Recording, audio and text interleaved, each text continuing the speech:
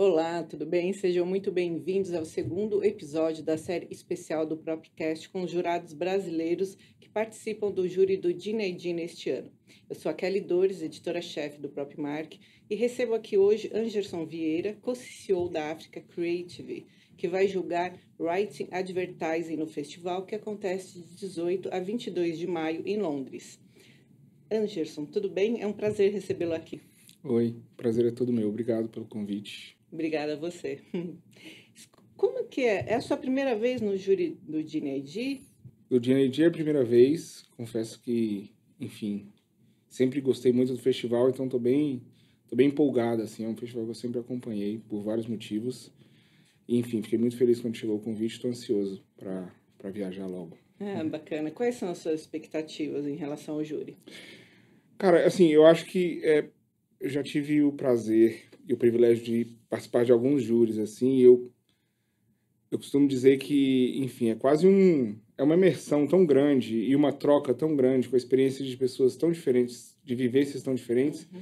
que eu costumo dizer que é quase uma pós-graduação, assim, sabe? É, enfim, a gente se junta isso é muito legal, assim, você se junta com pessoas totalmente diferentes de você, lugares totalmente diferentes de você, backgrounds diferentes para discutir o que a gente ama, que é propaganda, no detalhe. Então, assim, eu estou muito ansioso para viver o festival. De novo, é algo que é uma das referências, acho que é uma das principais referências para qualquer criativo, de qualquer geração, né? O D&D está aí há tanto tempo, estabelecendo um critério e uma barra criativa muito alta para o nosso mercado e para a indústria global. Então, empolgado pelo festival, empolgado pelas pessoas que eu vou encontrar.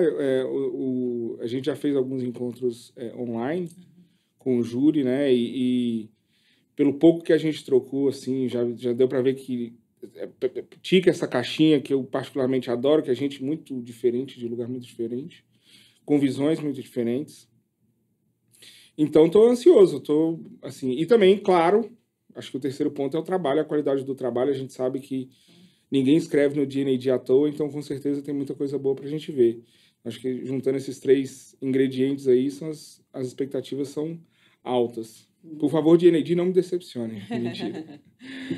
Você considera, acho que como a maioria do mercado, o Dinedi é o festival mais rigoroso? Por que que você acha isso?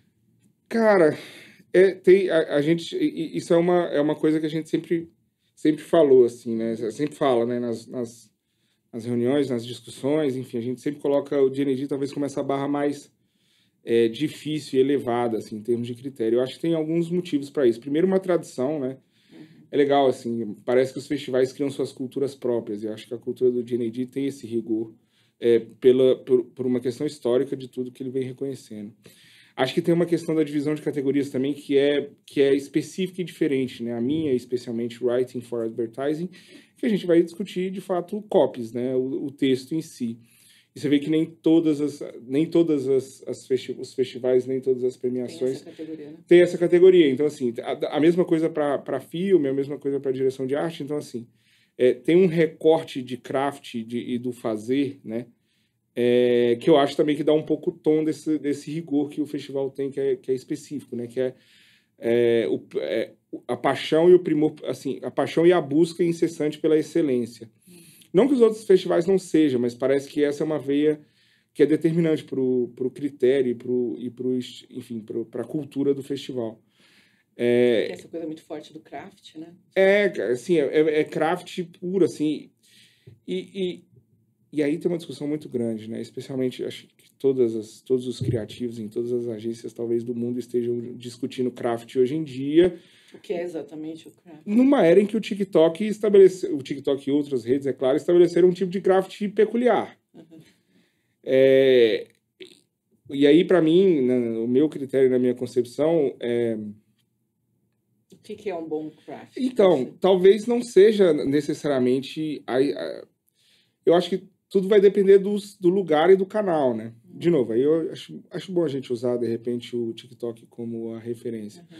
O craft do TikTok ele é totalmente diferente do craft da televisão. Sim. E se a imagem é menos ou mais bonita, isso não quer dizer que não tenha craft, entendeu? Eu acho que é Uhum. sobre natividade. Não é à toa que, enfim, as pessoas existem TikTokers tendo os milhões de views que todas as marcas do mundo, ou quase todas as marcas do mundo, desejam. Então, eu acho... É engraçado isso, perguntar sobre o festival. A gente sempre vai dizer, em qualquer mesa de bar de publicitário, vai estar falando que o D&AD é, de fato, o festival mais rigoroso em termos de craft, mas eu acho que a gente precisa discutir craft hoje, né? De novo, especialmente nesse cenário que a gente tem. Então, o que é o craft do X, o antigo Twitter, o que é o craft do TikTok?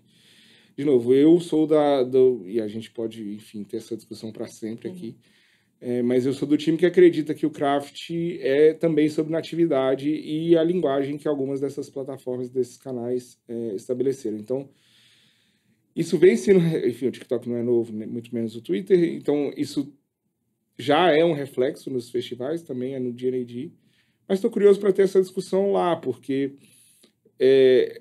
a minha categoria ela é transversal, né? É Writing for Advertising, e isso pode estar em qualquer tipo de canal, em qualquer plataforma.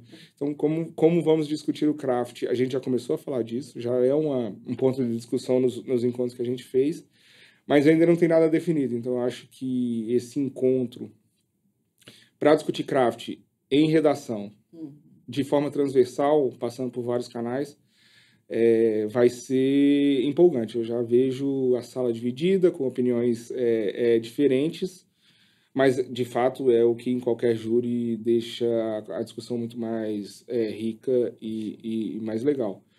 Então, enfim, falei bastante, mas tudo para dizer que sim, é o craft, é o festival de craft mais exigente, mas é isso, né? Que craft é isso que a gente vai discutir. Sim. Então, tem uma mudança aí, né? E quantas pessoas tem no seu júri? Você já sabe? Eu acho que são 10. 10? Você falou também na questão do júri presencial ser muito mais bacana, né? Do que online. Cara, é tão mais legal. De novo, assim, uma das discussões que a gente estava tendo, eu não sou contra as soluções à distância, enfim, os home offices, praias offices, fazenda offices. Pelo contrário, acho que foi uma grande evolução que a gente teve nos últimos anos. E como a gente também discutia, né, parece que depende de cada profissão, né? Eu acho que o criativo, especialmente, precisa de um tempo um tempo mais só dele ou só dela para conseguir pensar e gerar opções. Enfim, eu acredito que o home office contribui para o processo de criação nesse sentido, ou, enfim, o lugar que a pessoa escolheu trabalhar. Mas o júri, especialmente, eu já tive a experiência de ter júris que são 100% online e júris que são presencial. E eu tenho um carinho especial pelo júri presencial, justamente por isso, né? Parece que é um lugar em que a gente se reúne, sei lá, 10 pessoas, 12, 15 pessoas. Vão vir da Ásia, da África, da Europa, da América, enfim, vão vir de cada canto do mundo é um negócio meio, sei lá, vou colocar uma referência de menino dos anos 90, de moleque dos anos 90, que era Cavaleiros do Zodíaco, assim. Parece que vem todo mundo de um lugar diferente do canto, com uma vivência muito diferente, com um background muito diferente, sei lá, inclusive de propaganda, mas nos juntamos numa sala com muito amor pela propaganda e com muita vontade de celebrar os melhores trabalhos que vão inspirar a gente e o mercado, né? E isso presencialmente tem outra dimensão, na minha opinião, assim, porque é de fato um lugar de discussão, às vezes até discussões exaltadas, pessoas defendendo trabalhos que elas acabaram de ver pela primeira vez, então é uma dimensão interessante, assim. Mas, cara, sobre... E essas discussões, para mim, elas precisam muito da expressão corporal, assim, sabe? Tipo, para eu mudar... Seja para eu convencer ou para eu mudar de opinião, uma forma diferente que você fala, que você vê, e o olhar da pessoa sobre aquilo, levantar da cadeira para mostrar alguma coisa. Então, eu diria que as ferramentas que a gente tem presencialmente para discutir e chegar em soluções coletivas que sejam melhor para a nossa indústria, aí eu sou time presencial mesmo, eu não consigo pensar de outra forma. E acho que isso é uma coisa muito legal, assim, também, né, do próprio D&AD, da gente, todo mundo sair do seu lugar e, de fato, fazer uma viagem que não curta para boa parte das pessoas e ir com esse objetivo, eu acho que dá uma outra dimensão para a história. A troca é muito mais rica, né? É muito mais rica e, enfim, aí você estabelece, é o que a maioria dos júris falam, né? Você estabelece o inglês ruim como a língua oficial do júri e entra para discussão, assim, sei lá. E se de repente você está discutindo, você está falando de, enfim. E é muito louco porque as pessoas chegam com referências iguais.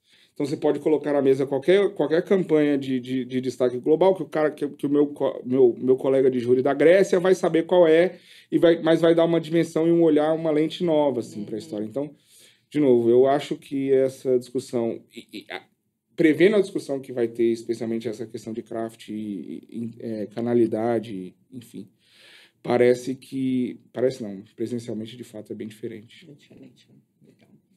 E assim, qual que é a importância para um criativo ser jurado de uma premiação, né, desse porte? O que agrega para a carreira? Cara, assim, eu posso, da minha experiência pessoal, assim, tem uma coisa muito, também é uma das maravilhas de todo festival, assim, né? Vamos lá. A gente, muitas vezes os projetos são inscritos em mais de uma categoria, então pode ter um júri, e na sala ao lado pode ter outro júri, e enfim, os dois estão tendo concepções totalmente, claro que isso depende da categoria, mas eles podem estar tendo opiniões completamente diferentes sobre a mesma ideia, e é natural. Quantas vezes a gente vê num festival uma ideia que, e de novo, né, eu sei da importância, isso claro vai depender da categoria, mas às vezes as coisas se distanciam muito, né? Às vezes a gente acha, pô, a gente escreve um projeto aqui, ou você vê um projeto de uma agência sendo inscrito, fala assim, putz, isso é muito PR e vai muito bem na categoria de PR, em PR não é nem shortlist, e em outdoor o negócio enfim, tem uma dimensão muito maior. Então, tudo isso para dizer que é muito difícil prever o que, naturalmente, cada inscrição, como ela vai render e como ela vai performar Dá para ter uma ideia, nos né? júris. Eu acho que sim, eu acho que a gente tem aquelas, mas também tem as surpresas, assim, sim, né? Eu esqueci a sua pergunta, por que eu estava nesse raciocínio? Da questão da importância de um júri como perfeitamente. Então, eu fiz essa claquete para dizer que é impossível prever o que vai acontecer num júri. Mas, à medida que a gente vai ter essa experiência, ouvindo opiniões, a gente começa a conseguir prever, vamos dizer assim, talvez a gente faça disaster checks. Então, quando eu estou hoje na África, né, dentro da sala, discutindo com o time, discutindo com o Gordilho alguma ideia, a gente começa a prever algumas fragilidades que aquela ideia tem da construção da narrativa. Então, assim, é muito comum a gente estar assim, mas isso aí o júri vai achar taranã, taranã. Mas e se alguém do júri levantar e falar taranã, taranã? Então, eu disse isso também em algum momento, né, que eu acho que é de fato uma pós-graduação em propaganda, porque a gente retoma vários acordos e vários motivos do que faz a gente gostar muito disso. Mas, ao mesmo tempo, eu acho que começa a criar uma casca e de novo, é impossível. Eu não estou aqui falando que a gente vai conseguir prever o que o júri, como uma ideia vai performar dentro de um júri. Isso ninguém consegue. Mas a gente começa a ter sabe, tipo, você começa a criar alguns pontos de atenção, assim, e isso de fato melhora o nosso trabalho, não só pela premiação, mas pelo trabalho que a gente põe na rua, sabe? É como se a gente saísse de cada júri com a bagagem carregando um pouco do critério de cada pessoa que você conheceu naquela estrutura, naquela ocasião, e aí você traz um pouco para casa, sabe? Você traz um pouco para a agência e tenta... Eu acho que isso melhora o trabalho de todo mundo. Assim, eu acredito muito, isso também é outro assunto polêmico, mas eu acredito muito que várias opiniões costumam ajudar o trabalho a melhorar nesse sentido. E você é redator de origem? Sou redator. Ah, bacana. E o que você espera, então, ver nessa categoria, né, em termos de trabalhos? Aí tem uma questão polêmica, que a gente no júri já está falando sobre e a gente ainda não tem uma opinião formada, que é sobre o uso de inteligência artificial, né? Isso vai cruzar, é um assunto que vai cruzar todas as áreas, e a gente já está se perguntando como a gente vai... enfim, eu acho que o festival, o uso da inteligência artificial não é novo, a minha categoria é muito menos. Então, eu entendo que não só Writing for Advertising, como várias outras categorias estão passando por essa discussão. O que eu espero ver de coração aberto é, cara, as melhores execuções textuais de uma ideia em vários canais, né? Foi uma coisa que a gente disse. Isso não quer dizer que a gente é uma categoria de textões. Pelo contrário, acho que isso pode ser que seja uma palavra, pode ser que resolva. E eu, honestamente, estou ansioso mais por essas soluções de execução não óbvias, sabe? Tipo, então, enfim, a gente estava relembrando disso na agência outro dia, que há muito tempo atrás existia uma peça de rádio, foi muito premiada, que era para o Guinness Book, era só, e era um spot de rádio que era só isso, Guinness Book Livro dos Records. sabe? Falando super rápido, assim. Putz, é um puta craft de texto com 4, 5 palavras, ditas rápidas, porque, enfim. Então, assim, claro, eu sou redator, né? Então, eu adoro um textão. Mas tô curioso para ver soluções, o craft, a criatividade, o craft da criatividade, o craft do criativo, assim. O que pode nos surpreender em termos de escolhas enfim, de um texto e que podem ser surpreendentes e que podem ser extremamente criativos. E também curioso para ver como é que a gente vai lidar com essa questão da inteligência artificial, e eu sei que você vai me perguntar isso e eu não tenho uma opinião ainda. Mas assim, o festival vai ter algum critério para julgar peças com IA? Isso vai ser uma decisão de cada categoria. Isso vai ser uma decisão de cada categoria. Eu já vejo uma inclinação do meu júri para que, enfim, não existe uma negativa caso a solução da execução venha de inteligência artificial. Eu também penso de algo parecido, porque a gente sabe que por trás da inteligência artificial tem alguém comandando, definindo o prompt certo e tal. Então, eu acredito que... na verdade, assim, eu acho que... acho que a inteligência artificial, falando sobre texto e as experiências que eu tenho tido, pessoalmente ou profissionalmente, me parece que até extrapolam as possibilidades criativas, né? Sei lá. Eu posso pedir hoje pro chat GPT contar uma história de Shakespeare, mas num tom de Ariano Suassuna, sei lá. E isso pode eventualmente gerar algo criativo e inovador. Posso ter dado um péssimo exemplo, mas o meu ponto as escolhas que estão sendo feitas para uma execução, a gente sabe que ainda é humana, graças a Deus. E eu acho que isso também precisa ser levado em conta. E aí, claro, temos toda uma discussão de craft que provavelmente vai levar horas no júri. Mas não existe um critério, a gente, a princípio, não está negando nada que seja feito e executado por inteligência artificial. Eu, particularmente, do meu lado, estou agora, posso mudar de ideia amanhã, mas levando uma visão em que a gente... muito baseado nesse exemplo que eu te disse, sabe? Do tipo assim, por que aquela peça pediu algo desse jeito e por que a direção criativa fez essas escolhas.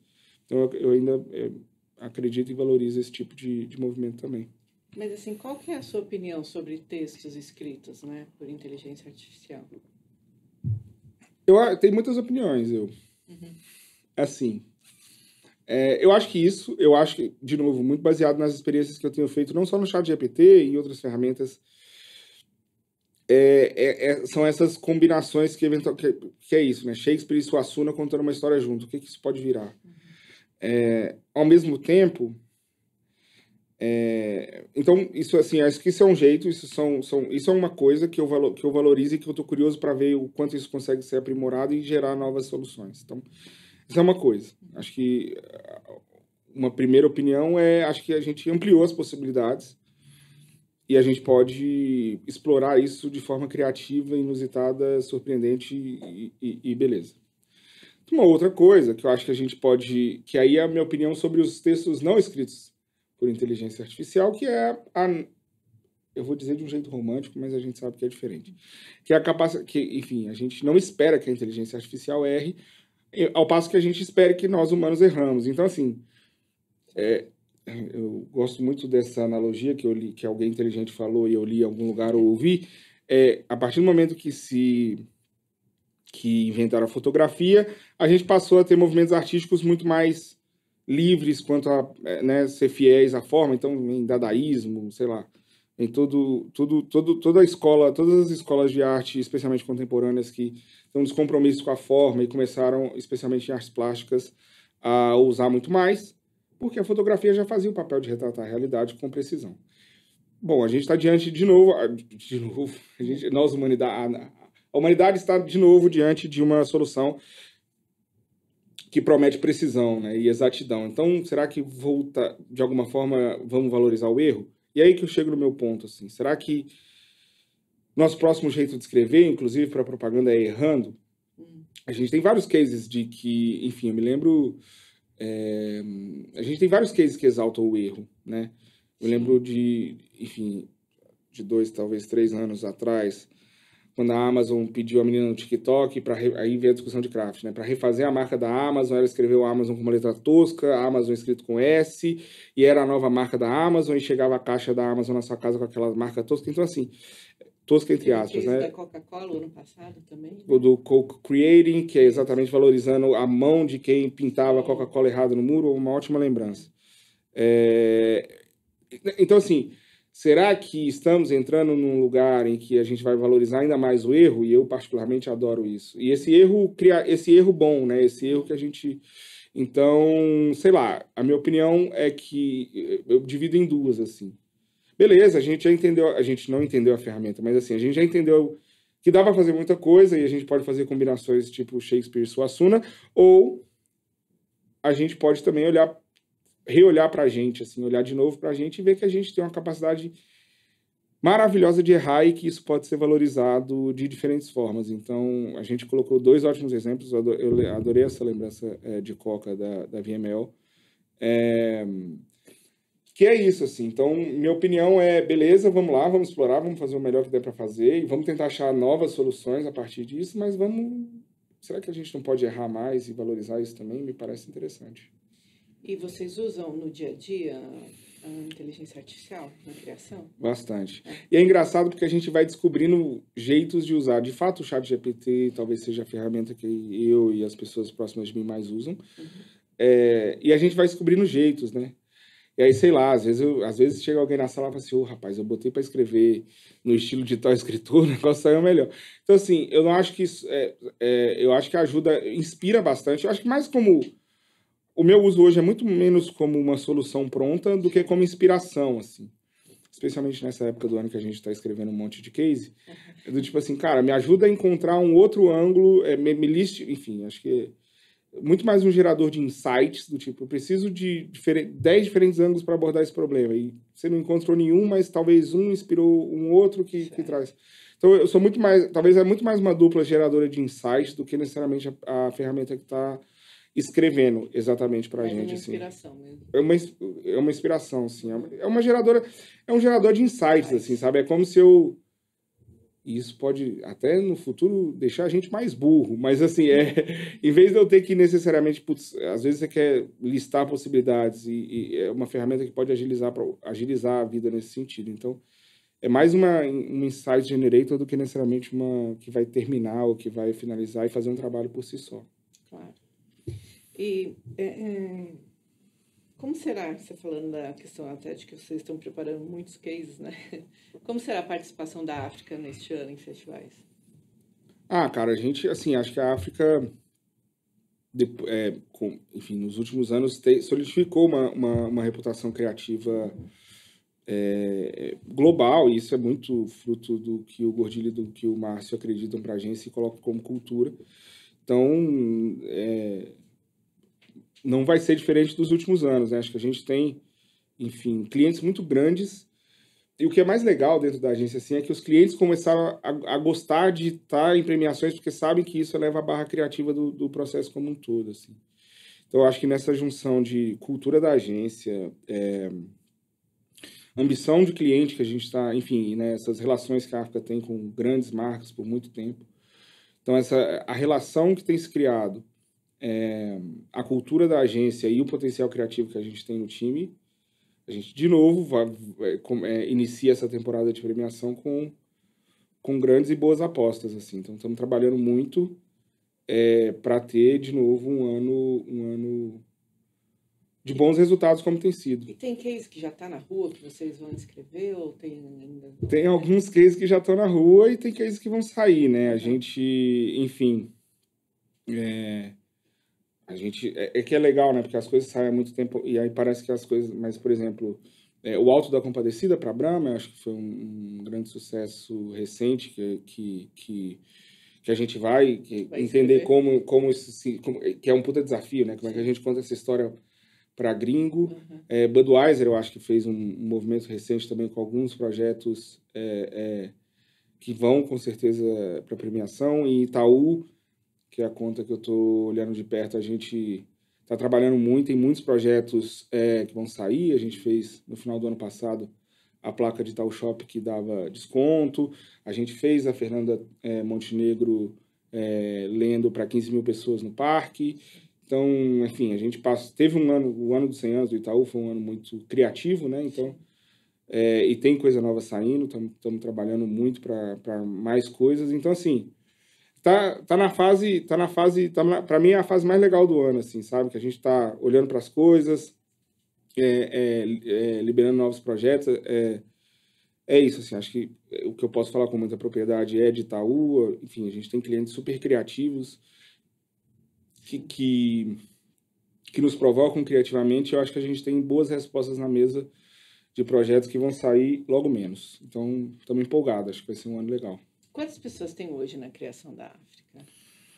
Ótima pergunta, mas eu acho que é difícil porque todo dia tem conta nova, gente nova, mas, enfim, você sabe, Bel? Não sei, mas peraí. Não precisa. Cara, eu acho que a última conta que eu tinha era de 100 pessoas, mas deve ter subido para 150, sei lá. Deve estar alguma coisa por aí. E como é que vocês organizam a criação em silos, por cliente? Como que é? A gente tem verticais, né? Sérgio Gordilho e Márcio Santoro são, enfim, são a presidência da agência que estão que comandam toda a operação. E aí a gente, na criação e no atendimento, a gente vai tendo verticais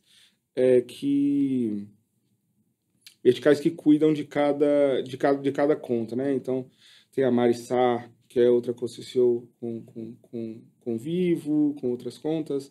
O Nico, né, que cuida de são Ambev. núcleos de clientes. Exato, e eu estou com o Itaú. É isso. Foi um grande ano para Itaú, né? Muito trabalho. Parabéns. Mas, sim, obrigado. Obrigado. Legal mesmo. Você está há quanto tempo na África? 10 anos. Faço agora no início da semana que vem. Faço 10 anos que eu cheguei de Minas, direto para a África. E como que é tratada essa questão da diversidade dentro da agência? Como é que você leva esse olhar, né, para as campanhas? Na verdade, esse olhar ele é muito, não só nas campanhas, né? Ele é transversal na agência inteira, assim, né? Tipo, cara, beleza, a gente vai ter presença enfim, a gente vai ter um retrato mais diverso nas nossas campanhas. Enfim, acho que isso é mais do que óbvio, precisa ter um retrato diverso também nos departamentos e na estrutura que a gente está criando, que a gente é responsável por montar dentro da agência. No meu caso, da criação. Eu acho que eu tenho uma visão muito pessoal, assim, sobre... Eu acho que... Eu acompanhei, né? Eu estou há 10 anos, então eu vi a África crescer muito, especialmente nesse assunto, assim. Vi errar, vi acertar, então hoje acho que é uma agência, a agência se conseguiu solidificar. Me parece que, e sempre foi uma exigência da presidência, né? Mas parece que a África, que sempre teve uma cultura muito forte, conseguiu colar a diversidade como um requisito indispensável para a cultura. Isso é muito claro hoje nas conversas que a gente tem internamente, seja para a nossa estrutura, ou seja para as campanhas com as quais a gente trabalha.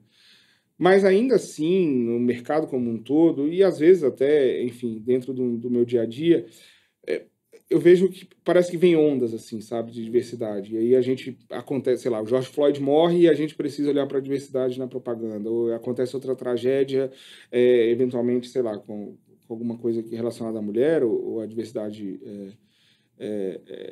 de gênero, e aí a gente tem que fazer alguma coisa. Me parece que a gente ainda vive um mercado que é reativo e que quer limpar a sua barra quando a diversidade vira uma discussão. Então, eu vejo um momento de retração, assim, se a gente teve algumas ondas, e eu tenho ouvido muitas pessoas que tocam no assunto e que eu admiro falando sobre essas ondas e essas retrações. O Preto Zezé, enfim, pessoas com quem, o próprio Conde, com pessoas com que eu tenho o prazer de conversar e que a gente tem falado muito sobre isso, assim, sabe? Tipo, a gente está vivendo será que precisa acontecer outra tragédia ou alguma outra coisa que chame a atenção de todo mundo para que a gente tenha mais uma onda de diversidade?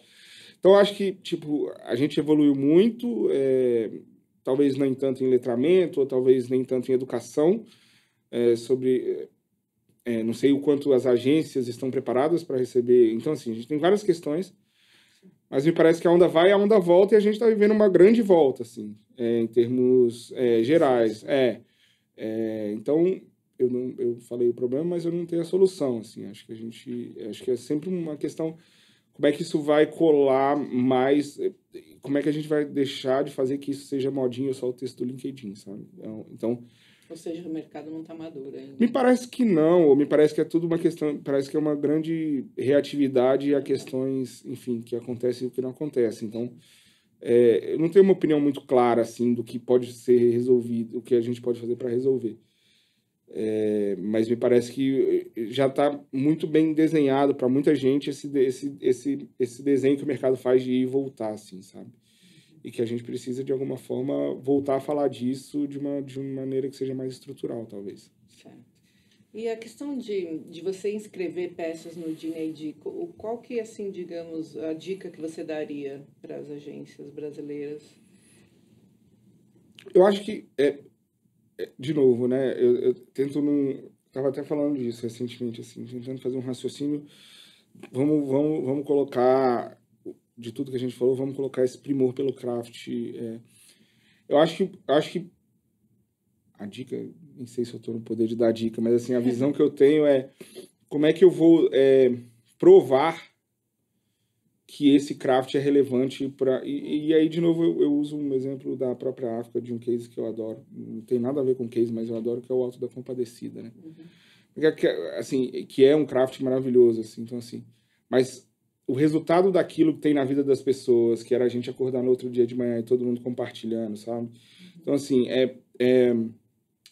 a sensação que eu tenho é provar a relevância do craft na vida das pessoas e das pessoas e do público, audience, target, sei lá, sabe, tipo, me parece que se isso é bonito ou feio, isso é pessoal.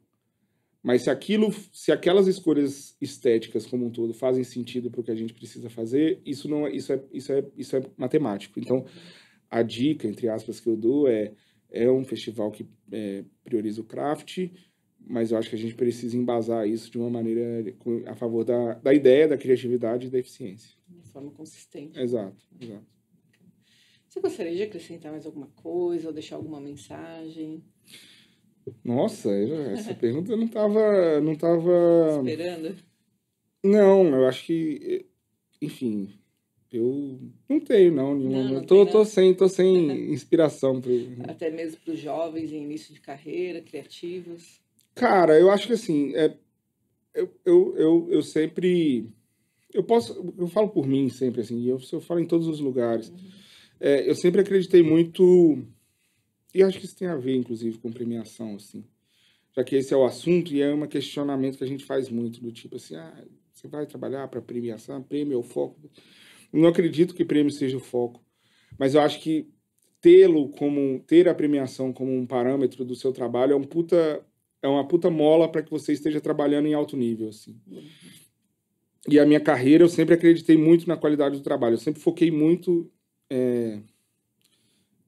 no trabalho, assim, sabe? Então, eu também hoje não tô no mood de dar dica, não acho que, enfim, até porque eu odeio ser professoral, mas... Mas como é que foi a sua história, né, digamos? Cara, assim, é isso, né? Há 10 anos atrás eu cheguei na África sem nenhuma referência em São Paulo, sem não conhecer ninguém na agência, e assim fiquei por um bom tempo, sei lá, sem continuar conhecendo ali, meio né, nessa situação que é sempre difícil de chegar num lugar novo e numa agência do tamanho da África.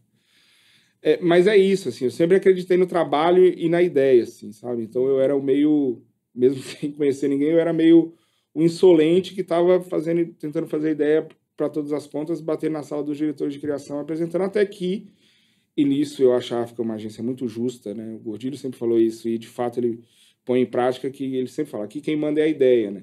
Então até que, cara, sem saber se aquela ideia era de fulano ou de ciclano ou minha, que tinha acabado de chegar, as coisas começaram a andar, ele começou a gostar de coisas, a aprovar, a agência se mobiliza para produzir as coisas, né? Isso é uma grande característica da África também.